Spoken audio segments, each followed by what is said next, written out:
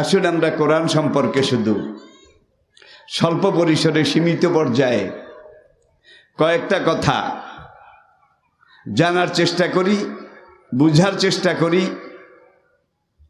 অবলোকন করার চেষ্টা করি। মহাগ্রন্থ আল কোরআন, বাল হুয়া কোরআনুম মাজিদ ফি লাউহিম মাহফুজ। এই কোরআন মহান রব্বুল আলামিনের নিজের রচিত, নিজের বানানো।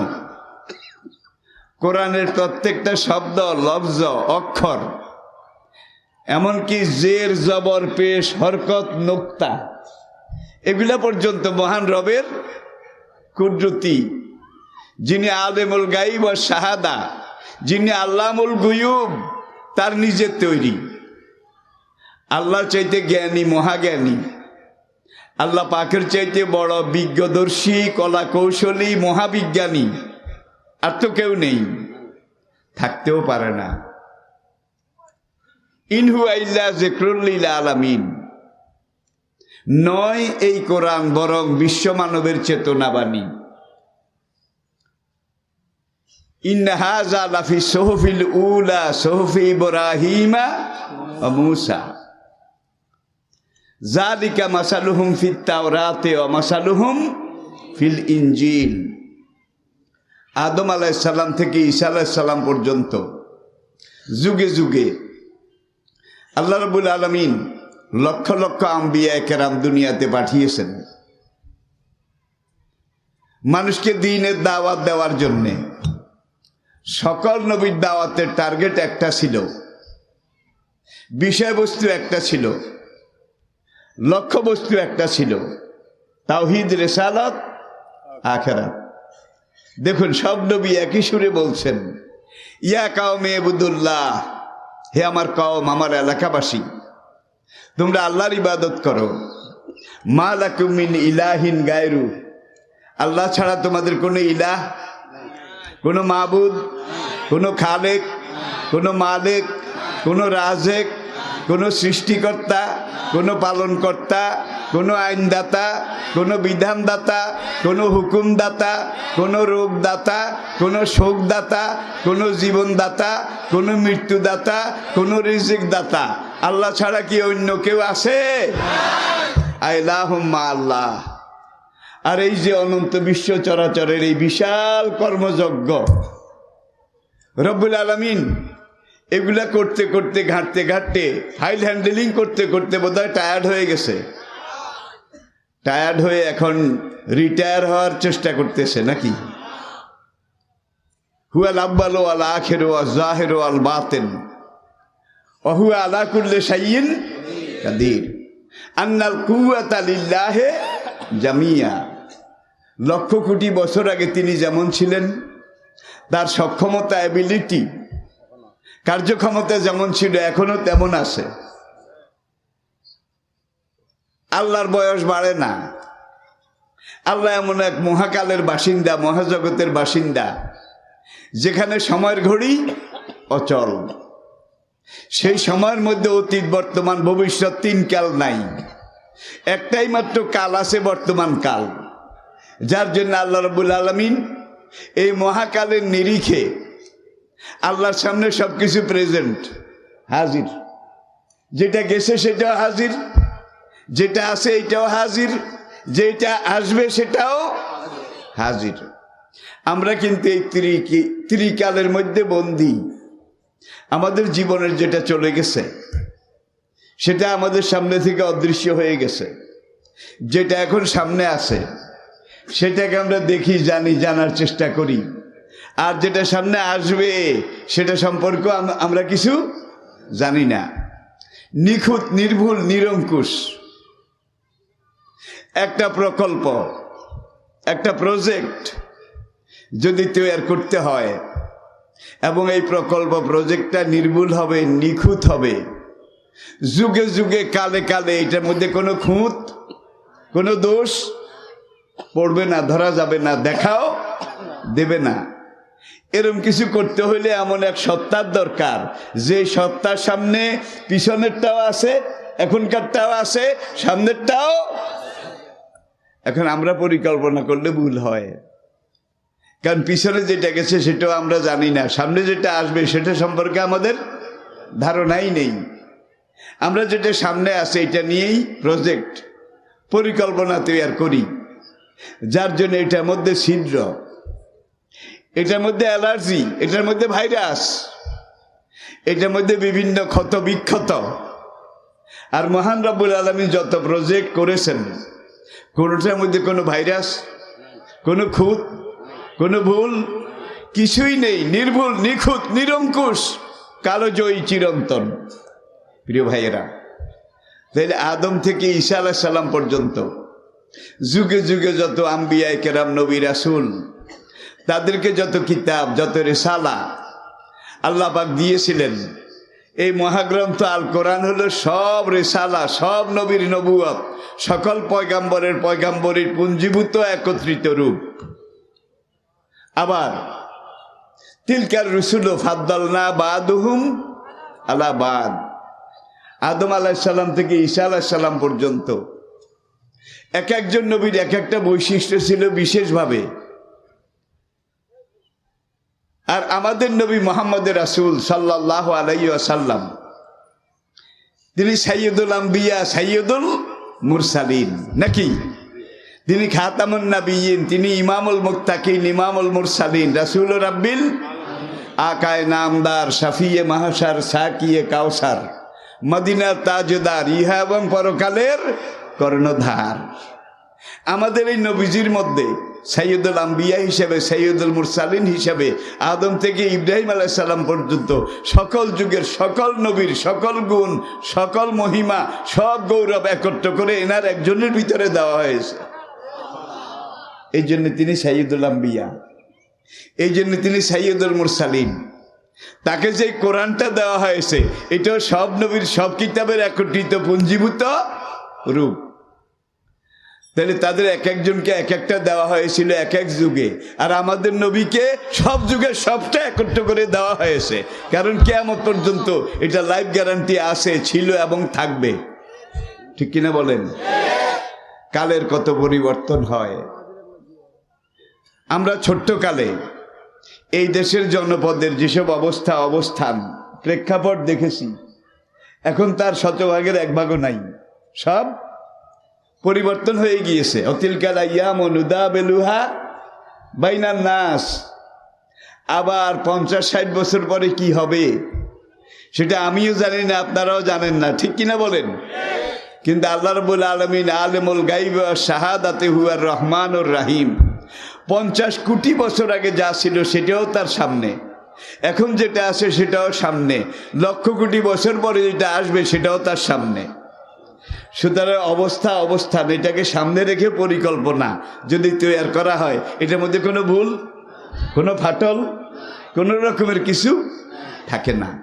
যার জন্য একমাত্র আল্লাহ পাকের পরিকল্পনা, এটা নিখুঁত, নির্ভুল, নিরঙ্কুশ। আর এই কোরআনটা আল্লাহ পাকের পরিকল্পনা, আল্লাহ পাকের প্রজেক্টের লিখিত রূপ। আর নবী মুহাম্মদ রাসূল সাল্লাল্লাহু আলাইহি ওয়াসাল্লাম, তিনি এই লিখিত কোরআনের বাস্তবায়িত, জীবন্ত, শাশ্বত, জ্বলন্ত রূপ। আই রিপিট, আবার বলছি, যেই কোরআন আমরা তেলাওয়াত করি এটা হলো ফিলোসফিক্যাল কোরআন, থিওরিক্যাল কোরআন। এটা হলো কোরআন রূপী একটা লিখিত দর্শন, এটা নিজস্ব কোনো রূপ নাই। আর কোরআন কি চায়, কিভাবে চায়, কেন চায়, এই কোরআনকে আপনি যদি দেখতে চান, বুঝতে চান, বাস্তবে জানতে চান, তাহলে নবীজির দিকে তাকান। লাকাদ কানা লাকুম ফি রাসূলিল্লাহি উসওয়াতুন, কোরআনে যা কিছু বলা আছে আমাদের নবীর জীবনে তা করা আছে। এই কোরআন হলো থিওরিক্যাল কোরআন, আর আল্লাহর নবী ছিলেন প্র্যাকটিক্যাল কোরআন, বাস্তব কোরআন। অনেক হাদিস আছে, বলার তো আমার সময় নেই। ১৫০০ বছর আগে কোরআন যেই কথাগুলো বলেছে এগুলো আল্লাহর কথা, ঠিক কিনা বলেন? জালিকাল কিতাবু লা রাইবা, একটা বই একবার ছাপাইলে যখন শেষ হয়ে যায় তখন এইটার উপরে পাঠকদের পক্ষ থেকে আপত্তি আসে, সংশোধনী আসে, বিভিন্ন রকমের কারেকশনের কথা আসে, আবদার আসে। পরবর্তী সংস্করণে এইটাকে আবার করে টোরে তারা ভূমিকার মধ্যে লেখে যে এই সংস্করণে এই করা হয়েছে। কিয়ামত পর্যন্ত যত সংস্করণ দেবে প্রত্যেক সংস্করণে একটু না একটু জোড়াতালি, গাম আটা এগুলো লাগানো লাগবে। কিন্তু কোরআন এমন এক সংস্করণ, on time, life time, life guarantee. মহান রব্বুল আলামিন এমন মহাকোর পরিকল্পনার ভিত্তিতে এই কোরআন রচনা করেছেন, নাজিল করেছেন।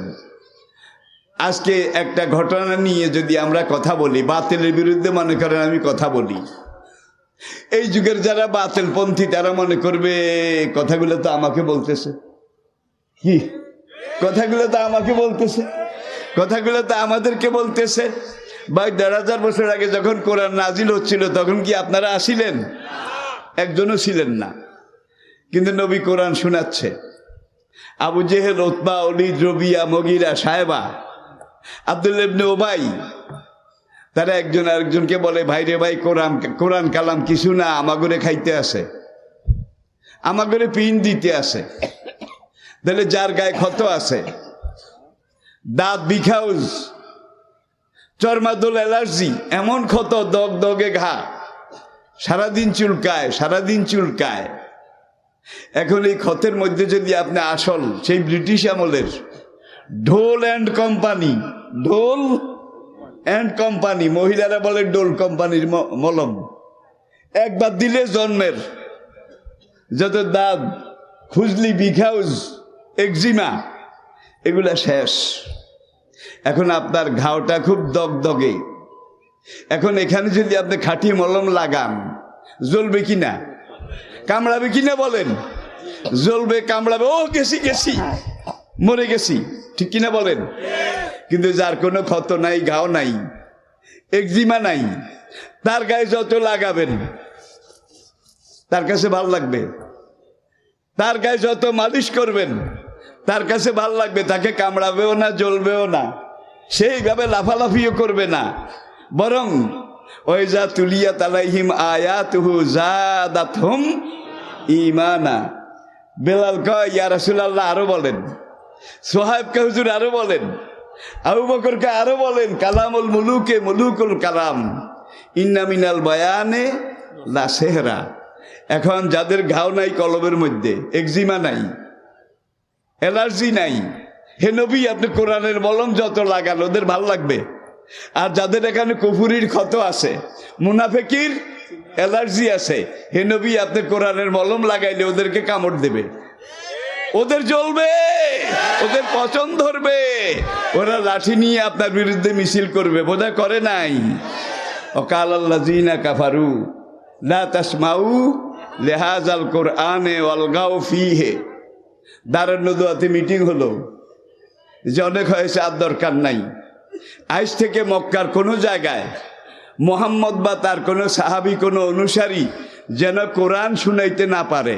লা তাসমাউ লিহাযাল কোরআন, এই কোরআন শুনানোর ব্যাপারে তোমরা বাধা সৃষ্টি করো। অলগাও ফিহে, কোনো জায়গায় যদি কোরআন শুনায় রাসূল বা তার কোনো সাহাবী, তোমরা সেখানে গিয়ে উলুধ্বনি দিবা, মুকাআন ও তাসদিয়াতান, ওইদিকে কোরআনের কথা বলবে, তোমরা হাততালি দেবে, মহিলারা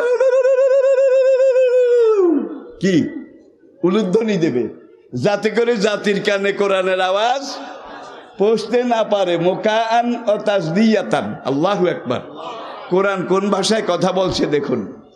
একই কোরআন এক দলের গায়ে জ্বলন, আগুন সৃষ্টি করে দিল, আগুন লাগাই দিল। আরেক দলের কাছে যাদাতহুম ঈমানা, হুজুর আরো বলেন, আরো বলেন, কত ভালো, কত ভালো, আরো বলেন, ঠিক কিনা বলেন? আল্লাহর কসম, আমার হায়াতের কসম, আমি ডাইরেক্ট কোরআনের কথাগুলো বলছি। আপনাদের যাদের কাছে ভালো লাগে, যাদের মন চায় আরো বলুক, আরো বলুক, আরো শুনি, তাদের মধ্যে বেলালের খাসিয়ত আছে, আবু বকরের ফয়েজ আছে, ওমরের ফয়েজ আছে, তারা তাদের সাথে এক বেহেশতে যাবে। আর এই কোরআনের কথা যাদেরকে কামড় দেয়, যাদের জ্বলে, যাদের ভাল লাগে না, কয় কোরআন কালাম কিছু না, আমাগরে খাইতে আছে। কি আমাদের খাইতে আছে, তাদের কলমের মধ্যে আবু জাহেলের ক্ষত আছে, উতবা ওয়ালিদ রবিয়া মুগীরা তাদের অ্যালার্জি আছে, আব্দুল্লাহ ইবনে উবাইর মুনাফিকের অ্যালার্জি আছে। একটা ব্যারোমিটার মানদণ্ড আপনি নিজেই স্থির করেন। কোরআনের কথাগুলো কি আমার কথা? কোনো হুজুরের কথা? কোনো মুফাসসিরের কথা? কার কথা? এই কথাগুলো বলার পরে যাদের কাছে ভালো লাগে, আরো শুনতে ইচ্ছা করে, আল্লাহর কসম তারা বেহেশতি। আর যাদের এগুলো শুনে কামড় দেয়, খারাপ কয়, শেষ করে না কা, শেষ করে না কা, আর শুনতে ইচ্ছা করে না, তারা সবাই, তাদের মধ্যে আবু জেহেলের ফয়েজ আছে, উতবা মুগীরা রায়বার, তারা সবাই জাহান্নামী, বিনা হিসাবে জাহান্নামী। আবার আরেক দল আছে, কাফেরও নয় মোমেনও নয়, আওয়ানুম বাইনা জালেক, কাফেরদের সাথে গেলে কয় তোমাদের লোক, তোমাদের সাথে আসি, মুসলমানদের কাছে আসলে বলে তোমাদের মানুষ, তোমাদের সাথে আসি। ওয়াইজা লাকুল্লাযিনা আমানু কালু আমান্না ওয়াইজা খালাউ ইলা শায়াতিনহিম কালু ইন্না মাআকুম। আবার যখন কাফেরদের কাছে যায়, আসলে আমি তোমাগো মানুষ, ওখানে তো গেছিলাম কিছু কথা জানার জন্য, খরিদ করার জন্যে। একটা হাদিসে নবীজি একটা উদাহরণ দিয়েছেন, মুনাফিকের অবস্থা হলো ওই সাগির মতো, যেই সাগি তার শরীরটা যখন গরম হয় তখন সে ব্যতিব্যস্ত হয়ে যায়, এই পাঠার কাছে কতক্ষণ, ওই পাঠার কাছে কতক্ষণ, ঠিক কিনা বলেন? ঠিক মুনাফিকের অবস্থা, কতক্ষণ মোমেনদের সাথে, কতক্ষণ কাফেরদের সাথে, ঠিক না বে ঠিক বলেন, ঠিক না বে ঠিক বলেন? সূরা তাওবার মধ্যে আল্লাহ পাক ডাইরেক্ট জানিয়ে দিয়েছেন, ইন্নাল মুনাফিকিনা ফি দারকিল আসফালি মিনান নার। কাল হাসরের আদালত যখন কায়েম হবে, আল্লাহ রাব্বুল আলামিন যখন বিচার আসনে বসবেন, আহকামুল হাকিমিনের দায়িত্ব পালন করবেন, তখন মুমিনরাও যাবে জান্নাতে, কাফেররাও যাবে জাহান্নামে। আর মুমিন আর কাফেরের মাঝামাঝি একদল মুনাফিক, যারা এখানেও ছিল ওখানেও ছিল, সুবিধাবাদ জিন্দাবাদ, হালুয়া জিন্দাবাদ। সুবিধাবাদ যেখানে আমরা আছি, সেখানে এই মুনাফিকেরা যাবে ভিদ্দরকিল আসফালি মিনান নার, কাফেররা যেখানে যাবে তার চাইতে আরো 3 ডিগ্রি নিচে। কারণ এই মুনাফিক কাফেরের চাইতেও জঘন্য। এরা ঘরের ইন্দুর, ঘরে থাকে কিন্তু ধরা যায় না, ধরাও কঠিন, মারাও কঠিন। আসে না নাই? আসে না নাই? আচ্ছা, আবার এমন মলমও মার্কেটে আসে, made in Jinjira, made in Jinjira, যেই মলম সারা গায়ে লাগাইলেও জলেও না, পড়েও না, কামড়ও দেয় না। এই মলমে কি রোগ জীবাণু মরবে? ভাইরাস কি মরবে? তাহলে কোরআনের মলম এমন মলম, আমার এই মলম কারো কাছে ভালো লাগবে, কারো কাছে ভালো লাগবে যে না জ্বলে না, পড়ে না, কত ভালো, কত যৌক্তিক, কত সময় উপযোগী কথাগুলো। আর একদলে গেছি গেছি, ও আল্লাহ কাফি কুলুবিহিম মারাদুন, যারা খায় গেছি গেছি আমাদের খাইতে আছে, কোরআন কালাম তাফসির কিছু না, আমাদের গুতাইতেছে। ফি কুলুবিহিম মারাদুন, আল্লাহকে তাদের কলবের মধ্যে মুনাফিকির ক্ষত আছে, কুফরির ঘা আছে। এবার আপনি নিজকে নিয়ে নিজেই বিচার করতে পারেন। কোরআনের কথাগুলো ভালো লাগলে আপনি জান্নাতি, আর যদি কোরআনের কথা আপনাকে কামড় দেয় তাইলে বোধহয় আমার দোষ। আমি একজন সেলস ডিস্ট্রিবিউটর, মনে করেন আমি একজন মদিনার মেডিকেল রিপ্রেজেন্টেটিভ, আমি মদিনার মলম বিক্রি করি, কোরআনের মলম, হাদিসের মলম, ঠিক কিনা বলেন? আমার এই মলমের মধ্যে মদিনার ট্রেডমার্ক ঠিক আছে কিনা বলেন? আবার মার্কেটে এমন মলমও আছে, সারাদিন লাগাইল নো রিপ্লাই, নো অ্যাকশন, আছে না নাই? সব মার্কেটে কিন্তু এই 2 রকমের জিনিস আগেও ছিল, এখনো আছে, ভবিষ্যতেও থাকবে। এবারে আসুন, আজকের আধুনিক বিজ্ঞানের সবচেয়ে বড় আবিষ্কার যেটা, সেটা হলো কম্পিউটার। কম্পিউটার বিজ্ঞান আজকের লেটেস্ট মডেল। বর্তমান সময়ে এসে কম্পিউটারের চাইতে বড় কিছু বিজ্ঞান এখনো আবিষ্কার করতে পারেনি। সবচেয়ে বড় আবিষ্কার কিন্তু কম্পিউটার। মুসলমানদের জন্য সবচেয়ে খুশির খবর যেটা, আজকের আধুনিক বিজ্ঞানের সর্বোচ্চ সবচেয়ে বড় আবিষ্কার কম্পিউটার বিজ্ঞান কোরআনের কাছে সারেন্ডার করেছে, আত্মসমর্পণ করতে বাধ্য হয়েছে। এরপরে যদি আরো বড় কিছুও বানায়, এগুলো কিন্তু কোরআনের কাছে সারেন্ডার করতে বাধ্য হবে। বিজ্ঞানের যে লাইনগুলো, যেই প্রজেক্টগুলো পূর্ণতা এসে পৌঁছেছে, কামালিয়ত হাসিল করেছে, ম্যাচিউরড হয়েছে, সেই গবেষণাগুলো কোরআনে এসে মিলে যাচ্ছে। আর যেগুলো এখনো কোরআনে মিলে না, কোরআন বলে একরকম, বিজ্ঞান বলে আরেক রকম, বুঝতে হবে এগুলো এখনো বালেগ হয় নাই, এগুলো এখনো নাবালেগ, এগুলো এখনো শেয়ানা হয়নি, ম্যাচিউরড হয়নি। যেদিন এই রিসার্চগুলো, গবেষণাগুলো পূর্ণতায় পাবে, কোরআনে এসে মিলে যেতে বাধ্য হবে। কোরআন কোনো বিজ্ঞান গ্রন্থ নয়, কোনো বৈজ্ঞানিক থিওরিও নয়। ১,৫০০ বছর আগে কোরআন যেই কথাগুলো বলেছে, আজকে যেই লাইনে বিজ্ঞান ম্যাচিউরড হয়েছে, পূর্ণতা পেয়েছে, প্রত্যেকটা লাইন কোরআনে এসে মিলে যাচ্ছে। আর যেগুলো কোরআনে এখনো মিলছে না, বুঝতে হবে এগুলো এখনো ম্যাচিউরড হয়নি, বালেগ হয়নি, পরিপূর্ণ হয়নি। যেদিন পরিপূর্ণ হবে, কোরআনে এসে মিলে যেতে বাধ্য। আচ্ছা ভাই, কোরআনের সূরা কয়টা? 114। 114। 114-এর অর্ধেক কত? 57। 57। আমি কি ঠিক বলছি? তাইলে 57 হইলে কোরআনে একবারে মাঝখানে সূরা, মাঝখানে সূরা। এই সূরাটার নাম আল হাদিদ, সূরায়ে আল হাদিদ, দি আয়রন, দি আয়রন। এই সূরার মধ্যে আল্লাহ পাক ইরশাদ করেছেন, ওয়া আনজালনাল হাদিদ ফি, আমি লোহা সৃষ্টি করেছি। এই লোহার মধ্যে দুনিয়ার মানুষের জন্য সবচেয়ে বড় শক্তি আমি রেখে দিয়েছি। লোহার চাইতে শক্তিশালী আর কোনো ধাতু আমি আল্লাহ সৃষ্টি করি নাই। আর এই লোহাটা আসে খনি থেকে। লোহার খনিগুলা মাটির গভীরে, গভীর কদ্দুর গভীর? মাটির প্রথম স্তর, দ্বিতীয় স্তর, তৃতীয় স্তর। এটাকে খোঁজ করতে গিয়ে একদল রাশিয়ান, আমেরিকান এবং জার্মান ভূবিজ্ঞানী, তারা সাইবেরিয়া এবং রাশিয়ার মাঝখানে 1974-এ একটা গর্ত খোঁড়া শুরু করেছে। 1974-এ খুঁড়তে খুঁড়তে তারা নিচের দিকে 11 কিলোমিটার গেছে। 11? ভাই এটারে সোজা করেন, মাথা গরম হয়ে যাবে। 11 কিলোমিটার নিচের দিকে গেছে। যাওয়ার পর প্রথম যে লেয়ার, স্তরটা পেয়েছে, এটার মধ্যে মাটি, পানি, মাটি, পানি, মাটি, পানি। কোনো মাটি শক্ত, কোনো মাটি অর্ধ নরম, কোনো মাটি একবারে কাদা। সেকেন্ড স্টেপ, সেখানে গিয়ে যে স্তরটা পেয়েছে, সেখানে দেখা গেছে মাটি আর লোহা, মাটি আর লোহা, মাটি আর লোহা। তাহলে লোহাটা হলো মাটির মধ্যম স্তরে।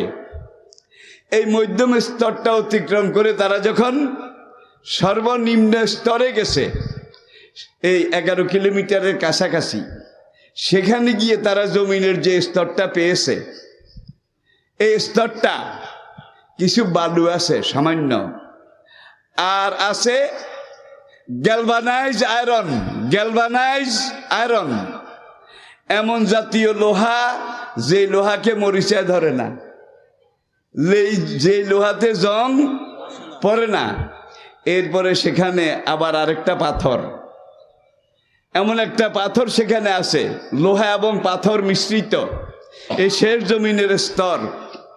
এখানে গিয়ে তারা দেখেছে এমন মূল্যবান পাথর, এই পাথর ঢালাই করে, গ্যালভানাইজ লোহা ঢালাই করে, পাথর আর লোহা একত্রিত করে জমিনের শেষ স্তরটা ঢালাই করা হয়েছে। সেখানে টেম্পারেচার তারা লিখেছে 7000 ডিগ্রি সেলসিয়াস টেম্পারেচার, উত্তাপ 7000 ডিগ্রি। ভাই 102 ডিগ্রি জ্বর যদি আপনার রোডে, পরনের কাপড় ঠিক থাকে না। 102 ডিগ্রি কোথায় কাপড় কোথায় গেছে, ঠিক কিনা? 2200 ডিগ্রি সেলসিয়াস, 2200 ডিগ্রি সেলসিয়াস উত্তাপ যখন দেওয়া হয়, পাকা লোহা গলে পানি হয়ে যায়। আই রিপিট, 2200 ডিগ্রি উত্তাপে পাকা লোহা সঙ্গে সঙ্গে পানি হয়ে যায়।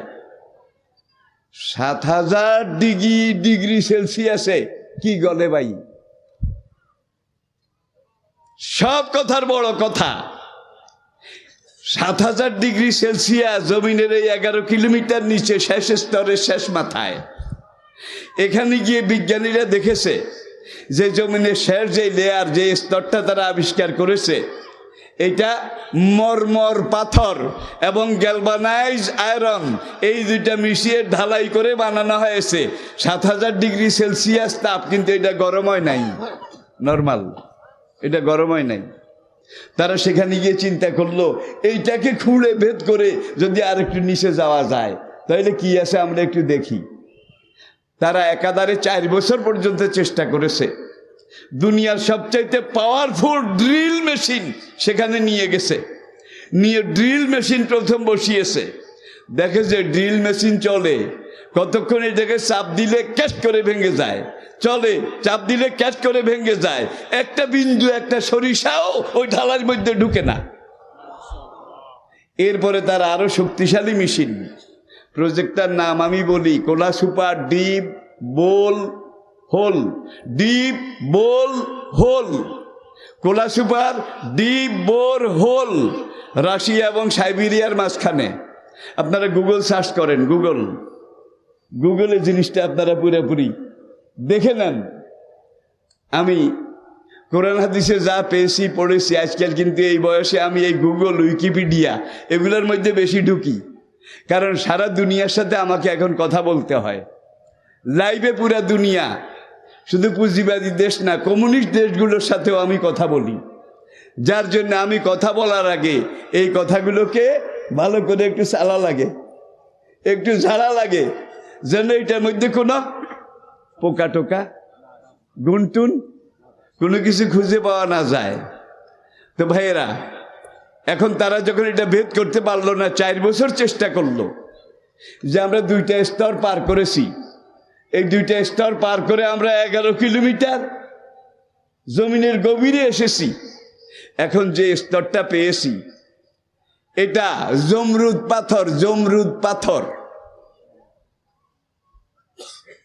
আর গ্যালভানাইজ আয়রন, মরিচাবিহীন লোহা, 2টা একত্রে ঢালাই করা।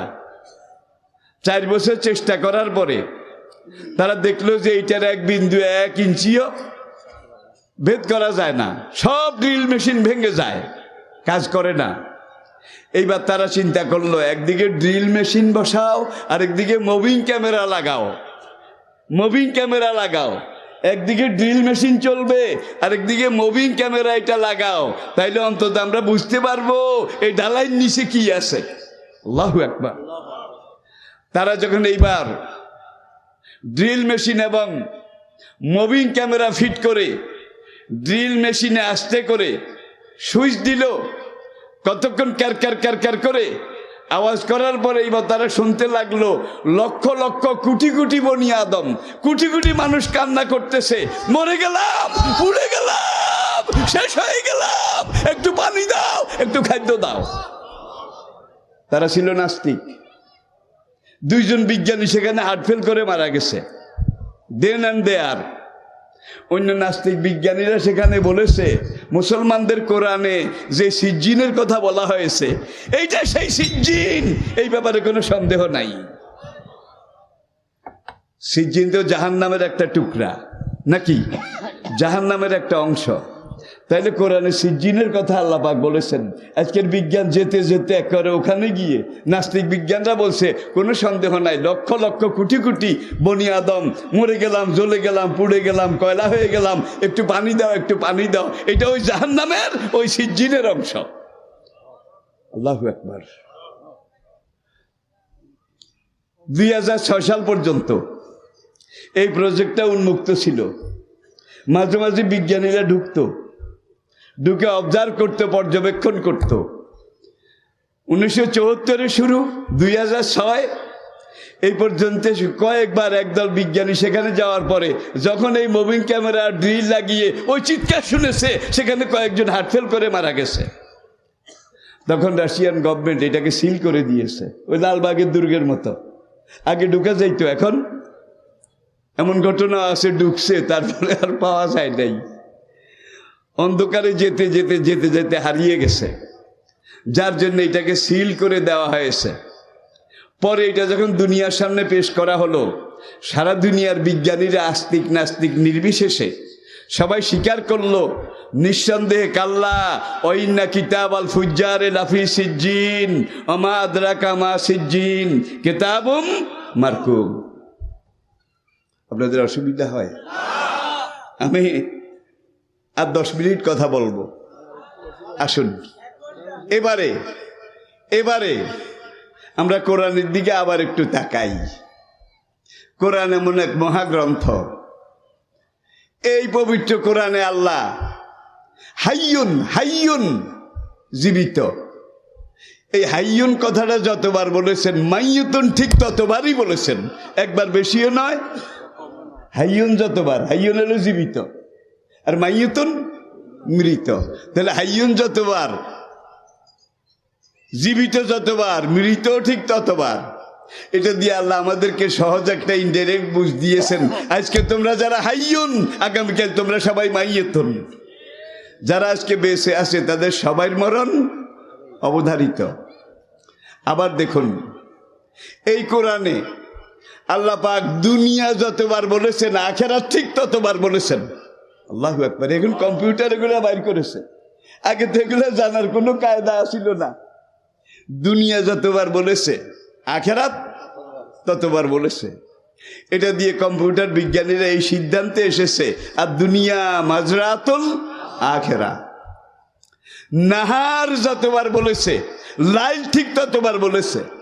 কারণ একটা রাত আর একটা দিন যোগ হইলে ওয়ান ডে। ইয়ামন, ইয়ামন শব্দটা পবিত্র কোরআনে আল্লাহ 365 বার বলেছে। এটা শানে নজরুল কি? ইয়াম দিন, দিন, এই দিন কথাটা আল্লাহ 365 বার বলেছে। এটার হাকিকত কি? 365 দিনে 1 বছর। দেখছেন? এবার আসুন, আল্লাহ জি খালাকাল মৌতা অল হায়াতা। কোরআনে হায়াত কথা আল্লাহ যতবার বলেছেন, মৌত কথাটা ঠিক ততবার বলেছেন। রিপিট, হায়াত কথা যতবার বলেছেন, এলাইভ জীবিত, এটার বিপরীতে মৃত কথাটা ঠিক ততবার বলেছেন। এটা শানে নজরুল কি?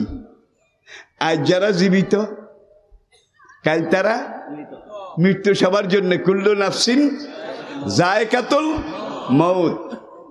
এর চাইতে মজার কথা যেটা, সেটা হলো মহাগ্রন্থ কোরআন। এই 30 পারা কোরআনে কাউমে লুতের কথা, ঘটনা বর্ণনা পরম্পরায় আল্লাহ পাক 13 জায়গায় উল্লেখ করেছেন কাউমে লুতের কথা। 13 জায়গায়।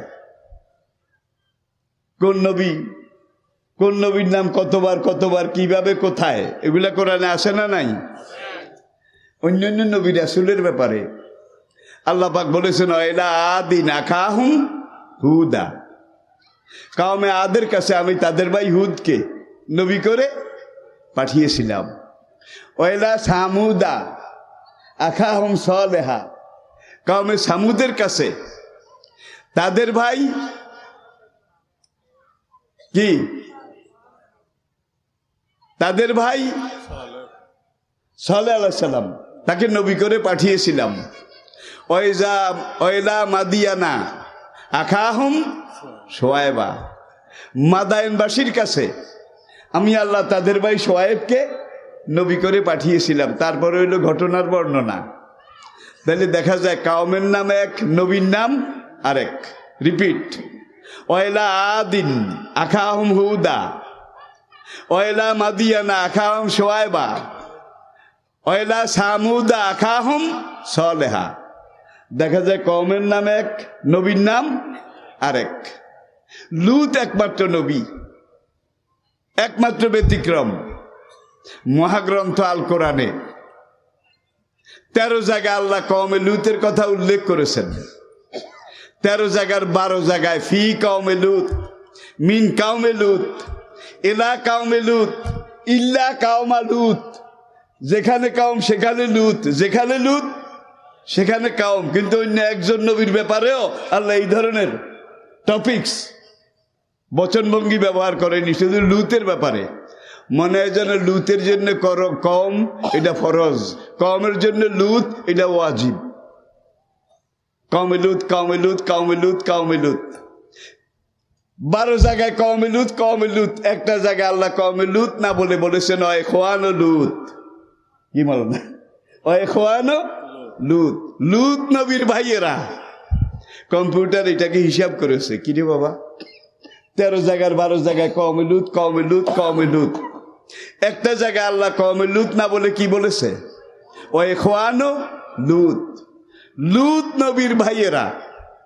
কম্পিউটার এটাকে হিসাব করার পরে যেটা পেয়েছে, ও আলাইহা 19, সর্বোপরি 19, তদুপরি 19। কোরআনের প্রথম আয়াত বিসমিল্লাহির রহমানির রহিম, এখানে আরবি অক্ষর কয়টা? 19টা। বলেন কয়টা? বাড়িতে গিয়ে গুনে দেখবেন 19টা।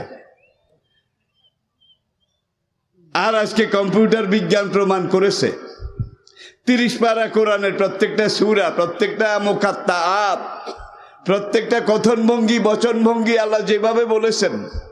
প্রথমই সূরা ইকরা বিসমি রাব্বিকাল্লাযী খালাক, এখান থেকে প্রথম 5 আয়াত। এখানে অক্ষর সংখ্যা যত, এগুলোর যোগফল 19-এর ভাগে মিলে যায়। বিসমিল্লাহির রহমানির রহিম, এখানে 19টা অক্ষর। সূরা ফাতিহার মধ্যে যে অক্ষরগুলো আছে এগুলোর যোগফল 19-এর ভাগে মিলে যায়। বিসমিল্লাহের মধ্যে এসএম যত হাজার বার কোরআনে আল্লাহ উল্লেখ করেছেন, এসএম এটা যোগফল 19-এর ভাগে মিলে যায়। আল্লাহ যত হাজার বার আছে বিসমিল্লাহ, আল্লাহর যোগফল কোরআনে যত হাজার বার আছে 19-এর ভাগে মিলে যায়। রহমান যত হাজার বার আছে 19-এর ভাগে মিলে যায়। রাহিম যত হাজার বার আছে 19-এর ভাগে মিলে যায়। পাটিগণিতের কত জটিল, কত কঠিন হিসাব। এরপরে কম্পিউটার হিসাব করলো 13 জায়গার 12 জায়গায় কওমে লুত, এক জায়গায় ইখওয়ানুল লুত। এটার কারণ কি? তারা দেখেছে 12 জায়গায় কওমে লুত 2 নক্তা আলা কাফ ওয়াও মিম কওমুন, 2 নক্তা আলা কাফ ওয়াও নুন কওম। 12 জায়গায় যখন কওম উল্লেখ করেছে আল্লাহ, 30 পারা পুরা কোরআনে 2 নক্তা আলা কাফ যত হাজার বার বলা হয়েছে তার যোগফল 19-এর ভাগে মিলে গেছে। আর একটা জায়গায় 13 জায়গা, 12 জায়গায় কওমে লুত, এক জায়গায় ইখওয়ানুল লুত। এটাকে কম্পিউটার হিসাব করে তারা যে রেজাল্ট পেয়েছে সেটা হলো, এই জায়গায় যে আল্লাহ ইখওয়ানুল লুত, ইখওয়ান লিখতে আলিফ লাগে, আলিফ শুরু আদ্যাক্ষর প্রথম অক্ষর। কম্পিউটার হিসাব করে পেয়েছে যে এখানে কম না বলে ইখওয়ান বলেছে। আলিফের যোগফল পুরা কোরআনে যত হাজার বার আছে 19-এর ভাগে মিলে গেছে। এই এক জায়গায় যদি আল্লাহ কম উল্লেখ করতেন তাহলে 2 নক্তা আলা কাফ একটা বেশি হইতো, আলিফ একটা কম হয়ে যেত।